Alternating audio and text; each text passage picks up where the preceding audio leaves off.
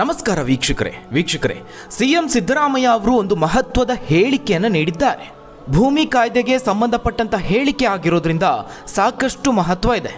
ಈ ಹಿಂದೆ ಈ ಒಂದು ಕಾಯ್ದೆಯಲ್ಲಿ ತಂದಿದ್ದ ತಿದ್ದುಪಡಿಯನ್ನ ರದ್ದು ಮಾಡ್ತೀವಿ ಅನ್ನುವ ಮಾತನ್ನ ಸಿದ್ದರಾಮಯ್ಯ ಅವರು ಹೇಳಿದ್ದಾರೆ. ಆದರೆ ಅದಕ್ಕಾಗಿ ಒಂದು ಕಂಡೀಷನ್ ಇದೆ. ಅದೇನಪ್ಪಾ ಅಂದ್ರೆ ವಿಧಾನ ಪರಿಷತ್ನಲ್ಲಿ ಇನ್ನೂ ಕಾಂಗ್ರೆಸ್ಗೆ ಬಹುಮತ ಬಂದಿಲ್ಲ. ಹಾಗಾದ್ರೆ ಆ ಒಂದು ತಿದ್ದುಪಡಿಗೆ ಯಾಕಿಷ್ಟು ಮಹತ್ವ? ಜನರಿಗೆ ಅದರಿಂದ ಯಾವ ರೀತಿಯ ಉಪಯೋಗ ಆಗುತ್ತೆ? ಭೂಮಿ ಖರೀದಿಸೋದು ಇನ್ಮುಂದೆ ಸುಲಭ ಆಗುತ್ತಾ? ಏನ್ ಹೇಳುತ್ತೆ ಈ ಭೂ ಕಾಯ್ದೆಯ ತಿದ್ದುಪಡಿ? ಆ ಎಲ್ಲದರ ಬಗ್ಗೆ ಒಂದು ವರದಿ ಇದೆ, ನೋಡೋಣ. ವೀಕ್ಷಕರೇ, ದಿವಂಗತ ದೇವರಾಜು ಅರಸು ಅವರು 1972ರಿಂದ ದೀರ್ಘ ಕಾಲದವರೆಗೆ ರಾಜ್ಯದ ಮುಖ್ಯಮಂತ್ರಿಯಾಗಿ ಸೇವೆಯನ್ನು ಸಲ್ಲಿಸಿದ್ರು. ಅಷ್ಟು ಮಾತ್ರ ಅಲ್ಲದೆ ದೇವರಾಜು ಅರಸು ಅವರನ್ನ ಸಾಮಾಜಿಕ ನ್ಯಾಯದ ಹರಿಕಾರ ಅಂತಲೇ ಕರೆಯಲಾಗುತ್ತೆ.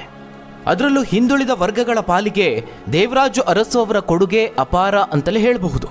ಅವರು ರಾಜ್ಯದ ಮುಖ್ಯಮಂತ್ರಿ ಆಗಿದ್ದಂತಹ ಸಂದರ್ಭದಲ್ಲಿ ಹಾವನೂರು ಆಯೋಗವನ್ನು ರಚನೆ ಮಾಡಿ ಹಿಂದುಳಿದವರಿಗೆ ಶಿಕ್ಷಣ, ಉದ್ಯೋಗದಲ್ಲಿ ಮೀಸಲಾತಿಯನ್ನು ಒದಗಿಸಿದ್ರು.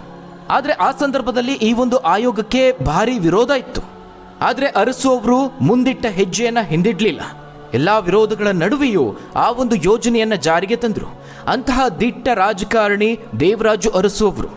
ಇದಲ್ಲದೆ ಬಹುಮುಖ್ಯವಾಗಿ ಭೂ ಸುಧಾರಣಾ ಕಾಯ್ದೆಯ ಅಡಿಯಲ್ಲಿ ಉಳುವವನೇ ಭೂಮಿಯ ಒಡೆಯ ಅಂತ ಕಾಯ್ದೆಯಲ್ಲಿ ತಿದ್ದುಪಡಿಯನ್ನು ತಂದರು. ಸಮಾಜದಲ್ಲಿ ನಿರ್ಲಕ್ಷ್ಯಕ್ಕೆ ಒಳಗಾದವರನ್ನ ರಾಜಕೀಯವಾಗಿ ಗುರುತಿಸಿ ಅವರಿಗೆ ಚುನಾವಣೆಯಲ್ಲಿ ನಿಲ್ಲೋದಕ್ಕೆ ಅವಕಾಶವನ್ನು ಮಾಡಿಕೊಟ್ರು.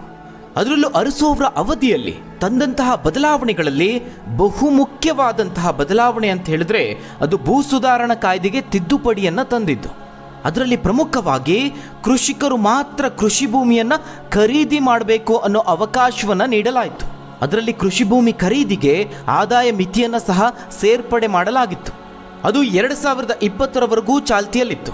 ಆದರೆ 2020ರಲ್ಲಿ ಬಿಜೆಪಿ ಸರ್ಕಾರದ ಅವಧಿಯಲ್ಲಿ ಭೂ ಸುಧಾರಣಾ ಕಾಯ್ದೆ 1961ಕ್ಕೆ ಅರಸು ಅವರು ಒಂದು ತಿದ್ದುಪಡಿಯನ್ನು ತಂದಿದ್ರಲ್ಲ, ಅದೇ ಉಪಬಂಧ 79A ಮತ್ತು B ಅನ್ನು ಬಿಜೆಪಿ ಸರ್ಕಾರ ರದ್ದುಪಡಿಸಿದೆ. ಇದರಿಂದಾಗಿ ಕೃಷಿ ಭೂಮಿಯನ್ನು ಯಾರು ಬೇಕಾದರೂ ಖರೀದಿ ಮಾಡುವಂತಹ ಅವಕಾಶ ಸಿಕ್ತು. ಆದಾಯ ಮಿತಿ ಇಲ್ಲ. ಉದ್ಯಮಿಗಳು ಸಹ ಬಂದು ಕೃಷಿ ಭೂಮಿಯನ್ನು ಮೇಲಿಂದ ಮೇಲೆ ಖರೀದಿ ಮಾಡುವಂತಹ ಅವಕಾಶ ಸಿಕ್ತು. ಕೃಷಿ ಭೂಮಿ ಇನ್ಯಾವುದೋ ಉದ್ದೇಶಕ್ಕೆ ಬಳಕೆಯೂ ಆಗಬಹುದು ಅಥವಾ ಹೂಡಿಕೆಯ ದೃಷ್ಟಿಯಿಂದಲೂ ಖರೀದಿ ಮಾಡಬಹುದಾದಂತಹ ಅವಕಾಶ ಸಿಕ್ತು. ಇದರಿಂದಾಗಿ ಹೊಡೆತ ಬಿದ್ದಿದ್ದು ಯಾರಿಗೆ ಅಂತ ಹೇಳಿದ್ರೆ ಬಡವರ್ಗದವರಿಗೆ. ಒಂದು ಕಡೆ ಭೂಮಿಯ ಬೆಲೆಯೂ ಹೆಚ್ಚಾಗುವಂತಾಯಿತು, ಮತ್ತೊಂದು ಕಡೆ ಬಡವರ್ಗದವರು ಭೂಮಿ ಖರೀದಿಯಿಂದ ಅವಕಾಶ ವಂಚಿತರಾದರು. ಇದೀಗ ರಾಜ್ಯದ ಮುಖ್ಯಮಂತ್ರಿ ಸಿದ್ದರಾಮಯ್ಯ ಅವರು ಒಂದು ಮಹತ್ವದ ಹೇಳಿಕೆಯನ್ನು ನೀಡಿದ್ದಾರೆ. ದೇವರಾಜು ಅರಸು ಅವರು ತಂದಿದ್ದಂತಹ ತಿದ್ದುಪಡಿಯನ್ನ ಮರುಸ್ಥಾಪನೆ ಮಾಡ್ತೇವೆ ಅನ್ನುವ ಹೇಳಿಕೆಯನ್ನು ನೀಡಿದ್ದಾರೆ.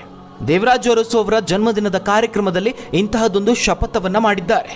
ಆ ಒಂದು ತಿದ್ದುಪಡಿಯನ್ನು ಮರುಸ್ಥಾಪಿಸಿದ್ದೇ ಆದಲ್ಲಿ ಸಿದ್ದರಾಮಯ್ಯ ಅವರ ರಾಜಕೀಯ ಜೀವನದಲ್ಲಿ ಅದೊಂದು ಮೈಲಿಗಲ್ಲಾಗೋದ್ರಲ್ಲಿ ಯಾವುದೇ ಅನುಮಾನ ಇಲ್ಲ. ಹಾಗಾದರೆ ಸಿದ್ದರಾಮಯ್ಯ ಅವರು ಕಾರ್ಯಕ್ರಮದಲ್ಲಿ ಏನು ಹೇಳಿದ್ರು ಅನ್ನೋದನ್ನ ನೋಡೋದಾದ್ರೆ, ದೇವರಾಜು ಅರಸು ಅವರು ಕೃಷಿಕರು ಮಾತ್ರ ಕೃಷಿ ಭೂಮಿ ಖರೀದಿಸಬೇಕು ಅಂತ ತಂದಿದ್ದಂತಹ ಕಾಯ್ದೆಗೆ ತಿದ್ದುಪಡಿ ತಂದ ಬಿಜೆಪಿಯವರು ನೇಗಿಲು ಹಿಡಿಯಲು ಬಾರದವರಿಗೂ ಕೃಷಿ ಭೂಮಿ ಖರೀದಿಗೆ ಅವಕಾಶ ಮಾಡಿಕೊಟ್ಟಿದ್ದಾರೆ. ಕಾಂಗ್ರೆಸ್ಗೆ ವಿಧಾನ ಪರಿಷತ್ನಲ್ಲಿ ಬಹುಮತ ಬಂದ ಕೂಡಲೇ ಈ ತಿದ್ದುಪಡಿ ಕಾಯ್ದೆ ರದ್ದು ಮಾಡ್ತೇವೆ, ಹಾಗೆ ಹಿಂದಿನಂತೆಯೇ ಕೃಷಿಕರು ಮಾತ್ರ ಕೃಷಿ ಭೂಮಿಯನ್ನು ಖರೀದಿಸುವಂತೆ ಮಾಡ್ತೇವೆ ಅಂತ ಮುಖ್ಯಮಂತ್ರಿ ಸಿದ್ದರಾಮಯ್ಯ ಅವರು ಹೇಳಿದ್ದಾರೆ. ವಿಧಾನಸೌಧದ ಬ್ಯಾಂಕ್ವೆಟ್ ಹಾಲ್ನಲ್ಲಿ ಮಂಗಳವಾರ ಒಂದು ಕಾರ್ಯಕ್ರಮವನ್ನು ಆಯೋಜಿಸಲಾಗಿತ್ತು. ಅದು ದೇವರಾಜು ಅರಸು ಅವರ ಜನ್ಮ ದಿನಾಚರಣೆಯ ಕಾರ್ಯಕ್ರಮ. ಹಿಂದಿನ ಸರ್ಕಾರದಲ್ಲಿ ಕಾಯ್ದೆಗಾಗಿರುವ ತಿದ್ದುಪಡಿಯಿಂದಾಗಿ ಕೃಷಿ ಭೂಮಿಯನ್ನು ಯಾರು ಬೇಕಾದರೂ ಖರೀದಿ ಮಾಡುವ ಸ್ಥಿತಿ ನಿರ್ಮಾಣ ಆಗಿದೆ. ಇದರ ಬಗ್ಗೆ ಗಂಭೀರ ಚರ್ಚೆಗಳಾಗಬೇಕಾಗಿದೆ. ಸದ್ಯ ವಿಧಾನ ಪರಿಷತ್ನಲ್ಲಿ ನಮಗೆ ಬಹುಮತ ಇಲ್ಲ. ಹೀಗಾಗಿ ಕಾಯ್ದೆಯಲ್ಲಾಗಿರುವ ತಿದ್ದುಪಡಿಯನ್ನು ಸರಿಪಡಿಸೋದಕ್ಕೆ ಸಮಯ ಬೇಕಾಗಿದೆ.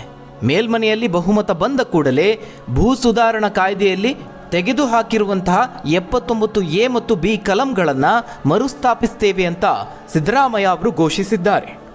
ಹಾಗಾದರೆ ವೀಕ್ಷಕರೇ, ಈ ಬಗ್ಗೆ ನೀವೇನಂತೀರಾ? ಭೂ ಸುಧಾರಣಾ ಕಾಯ್ದೆಯಲ್ಲಿನ 79A ಮತ್ತು B ಕಲಂಗಳನ್ನು ಮರುಸ್ಥಾಪಿಸುವ ಬಗ್ಗೆ ನಿಮ್ಮ ಅಭಿಪ್ರಾಯ, ಅನಿಸಿಕೆಯನ್ನು ಕಮೆಂಟ್ ಮೂಲಕವಾಗಿ ತಿಳಿಸಿ. ಧನ್ಯವಾದಗಳು ವೀಕ್ಷಕರೇ.